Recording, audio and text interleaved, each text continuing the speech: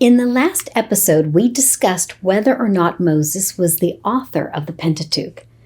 And some people may think, does it really matter? And my answer is yes, because there are serious ramifications. If a person believes that the Pentateuch is truly a mishmash of different oral traditions from different sources being compiled late in the history of Israel, then the overarching narrative of God's unfolding plan of redemption is lost. Key themes that thread through the text are lost because they're viewed as random rather than intentional. But the Pentateuch is a very intentional text. It serves an important purpose. To learn more, join me for today's episode of All Things Apostolic.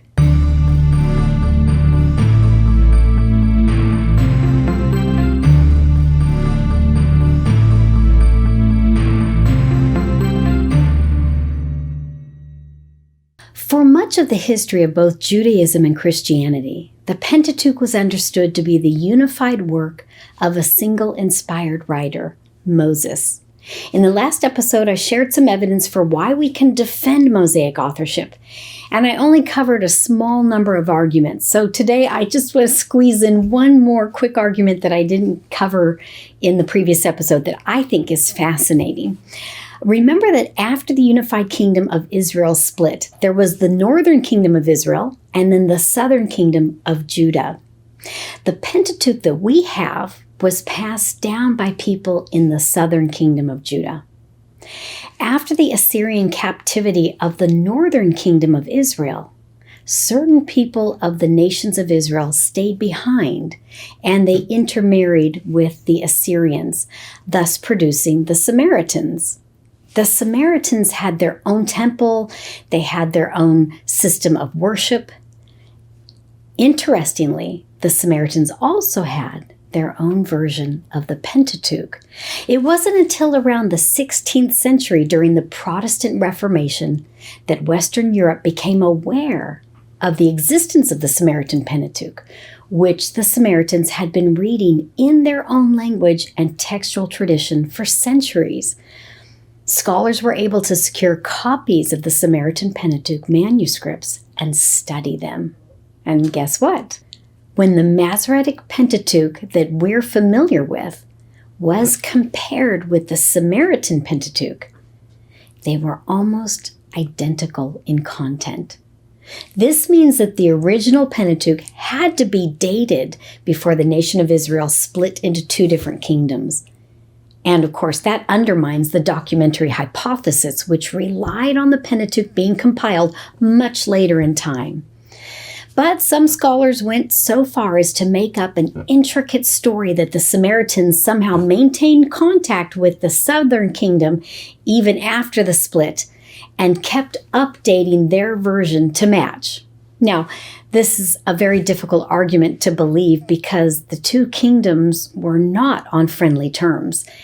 And if the Pentateuch was supposedly compiled around the time of the exile and after, the Jews who returned to Jerusalem after the exile, they shunned the Samaritans. So the idea that there were good relations between the two people groups and the Samaritans kept updating their copy is pretty far-fetched. The bottom line is that the scholars wanted an explanation for the historical development of the text that supported their own assumptions to justify the documentary hypothesis that the Pentateuch was developed from multiple sources and not Moses.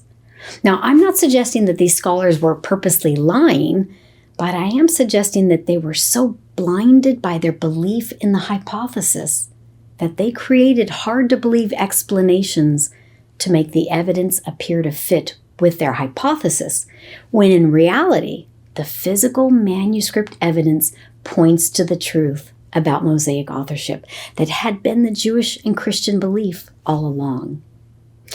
And of course, we know that a huge problem with the documentary hypothesis is that it is contrary to what the Bible says. In multiple places, the Bible attributes the Pentateuch to Moses. He was commanded and inspired by God to write it. So why is this important? Well, we're going to look at who Moses was writing to and why and how this affected what content God wanted to be put into the Pentateuch. Let's take a moment and look at the structure and content of the Pentateuch. The book of Genesis has two main sections. Chapters 1 through 11 cover primeval history. It is the book of beginnings that sets the stage for the rest of the Bible. It includes the creation, the fall, the flood, the Tower of Babel, and the confusion of speech and scattering. In these chapters, God deals with the whole world. Genesis chapters 12 through 50 is the story of 4 generations of a family: Abraham, Isaac, Jacob, and then Jacob's 12 sons. The book of Genesis sets the stage for Israel's mission, which is then detailed in Exodus, Leviticus, Numbers, and Deuteronomy. Exodus continues the narrative begun in Genesis, but now Israel is in bondage in Egypt, just as God had foretold to Abraham in Genesis chapter 15, verse 13. And just as he promised in verse 14, God judged the nation of Egypt, and his people came out with great substance. The second part of Exodus focuses on the covenant that God established at Sinai through the mediation of Moses. This covenant, with its laws and tabernacle, became the basis for forming Israel into a nation. Leviticus is often overlooked because it is dense to read, but it provides guidelines for worship and ethics. It serves to draw attention to God's holiness and to provide types and shadows that would later be fulfilled by the Messiah. The book of Numbers tells of Israel's transition from the first generation to the second generation after the Exodus. The book describes the journey in the wilderness of the first generation, but it's really instructional for the second generation who were about to enter the promised land and to conquer it. The journey through the wilderness was also a process for Israel to develop its spiritual maturity. In the book of Deuteronomy, Moses shared his final words to guide Israel's relationship with God.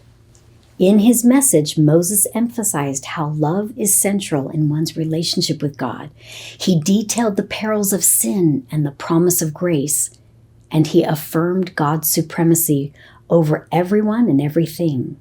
For Israel, as they prepared to enter the promised land, Moses wanted them to remember that they were to be an influence on the nations around them by exalting God. Now, that's a very general outline of the key storyline of the Pentateuch.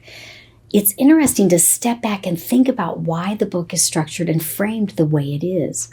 Who was Moses writing to? What meaning did God want to convey? We know that the immediate audience was the people of Israel, but that includes 2 groups. There was the original generation. The generation with Moses had been personally saved from slavery in Egypt. They had received God's laws on Mount Sinai and had helped to build the tabernacle and implement the system of worship. They had received laws about clean and unclean and how to treat their neighbors. They knew these things firsthand. But later in the book of Numbers and in the book of Deuteronomy, 40 years had passed and there was a new generation. Deuteronomy was Moses' retelling of key events and laws from the past, but he also included new information that was relevant for the new generation. And God was also thinking of the future generations. The future generations needed to know who they were and the great purpose God had for them in his covenant. They needed to understand the promises of God and also the consequences of breaking the covenant. So Moses took them all the way back to creation and how the world was formed. He explained the fall so they would understand God's desire to restore the relationship. Then he told them how God graciously set Israel apart to serve as the channel through which God would redeem mankind and offer salvation. There is a thread of promise that runs through the entire Pentateuch and actually through the entire Old Testament. After the fall, In Genesis 3:15, God promised a redeemer. When God cursed the serpent, he said, "And I will put enmity between thee and the woman, and between thy seed and her seed. It shall bruise thy head, and thou shalt bruise his heel." In this verse, God promised to restore his creation through a human being. An overarching theme of promise, a global promise, weaves its way through the Old Testament, pointing forward to the work of Christ, who ultimately fulfilled the promise. So Genesis provides the backdrop, not only for the promise, but for the family line through whom that promise would be fulfilled. Each covenant that God made in the Old Testament with Noah, Abraham, Moses, David, were building toward the new covenant, which was inaugurated by Jesus Christ. So Moses wrote the Pentateuch to provide the foundation of Israel's faith. He made Israel aware of the global nature of their mission. He provided a detailed history of how a family was formed into a nation. He established guidelines for worship and ethics based on God's commands, so Israel could be a light to the world and draw people back to God. And think about what a gift this was to the second generation in the wilderness. They needed to know their history and their purpose in order to have the fortitude to conquer the promised land. And not because it was for them to simply selfishly have, but it was part of God's global plan to take back territory from the enemy and establish a place for his presence here on earth. When we think about the Pentateuch from Moses' perspective, he was trying to accomplish what I think many of us as parents try to do. We pass on our faith to our children in a way that helps them to see God's plan of redemption and their personal role in it, and how we should live for God because he has a purpose for us. Based on everything God has done for us, we need to be faithful and obedient. And as Israel was about to embark on a campaign to take the promised land, that was Moses' message to them. Now, I want to point out a few noteworthy things about the Pentateuch. It is a story about the birth and adolescence of a nation. But unlike the histories of other ancient people, it doesn't present Israel as some brave, strong, and virtuous nation. If an ancient king wanted to preserve something in writing, it was typically a little boastful about the merits of him and his nation or empire. But Israel's history, as presented in the Bible, is more authentic because Israel is not portrayed in glamorous terms. In fact, it's just the opposite. Moses wrote about Israel being constantly rebellious, ungrateful, and disobedient to God. Not only does this point to authenticity, but why would Moses have included all of these details that most histories would not have included? Because he was also warning Israel about the consequences of rebellion. It is something that is easy to fall into, as the history of Israel shows, and God needed them to be faithful if they were going to accomplish their purpose. And even though Israel seems to be the main focus of the story of the Pentateuch, it's really not. God is. God has the leading role not only in the Pentateuch, but in the whole Bible. The Pentateuch presents only one God. He is known by a variety of titles, but there's only one God who is the creator of the world and supreme over it. The Pentateuch is really about God's intentions and actions from the beginning of creation. For Moses, the God of the Sinai covenant was the creator of the universe and the Lord of history. And Moses was providing examples to show Israel what kind of God Israel serves. A recurring theme is God's constant care and protection of his people, especially if the circumstances threaten the fulfillment of his promises. After Cain killed Abel, Adam and Eve were blessed with Seth to carry on the line of God's promise. More than once, God protected Abraham from harm. Sarah's barrenness was overcome. Although Joseph's brothers wanted to kill him or at least get rid of him, God blessed him so that he became powerful in Egypt, which allowed him to save his family. Then God graciously saved Israel from bondage in Egypt and protected them in the wilderness. Over and over, we see God's protection of his people. But God also sets high expectations for his people, and there are severe consequences for failure. But even in the midst of those failures, God is merciful. Adam and Eve were expelled from the garden, but their lives were preserved. Cain was banished from God's presence, but he was allowed to live. When humanity was utterly evil, they were drowned in the flood, but God used Noah and his family for a new beginning. The pride and arrogance of the builders of the Tower of Babel was punished by being scattered with different languages, but they were allowed to survive and to multiply. Even when the story shifts to Abraham and the development of one family into a nation, we see a repeated pattern of God's goodness and then human failure and then God's long-suffering mercy. And even more astonishing for an ancient history, Israel is portrayed as completely unable to achieve anything by their own efforts. They were totally dependent on God for successes that they had. They could not become great on their own merit, but only through God. So Moses was showing who God is and how great he is, and also putting Israel in a very realistic light, that their purpose could only be found in God, and they needed to do their best to live for him. They were being called into fellowship with God, who expected trust and obedience. Really, the ending of the Pentateuch is the story of two beginnings. First, the Pentateuch literally ends with the nation of Israel poised on the bank of the Jordan River, preparing to cross over the river to inherit the land that God had promised to their ancestors. So it was a new beginning for Israel.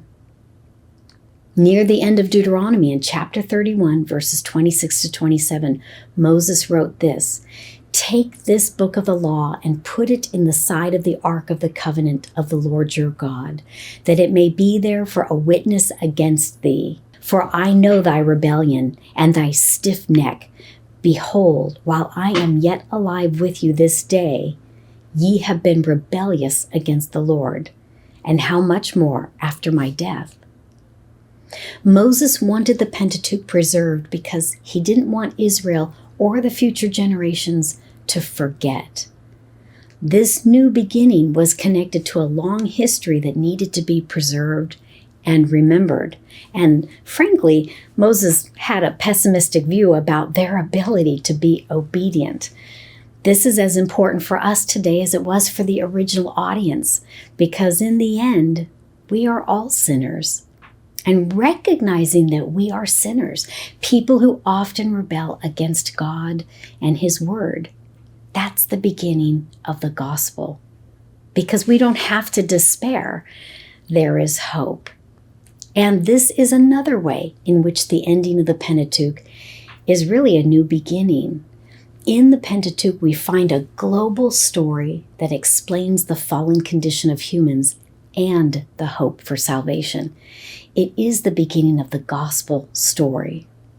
The Jewish people have a saying that the Torah, the Pentateuch, is a tree of life to all who grasp it. From Genesis 3:15 through the covenants with Abraham and Moses, the Pentateuch provides the foundation for the Messiah. Like Israel, we are descendants of a promised seed, heirs to a great covenant. We have been given a hope for salvation, and that is the meaning and purpose of the story. It is a tree of life to all who grasp it.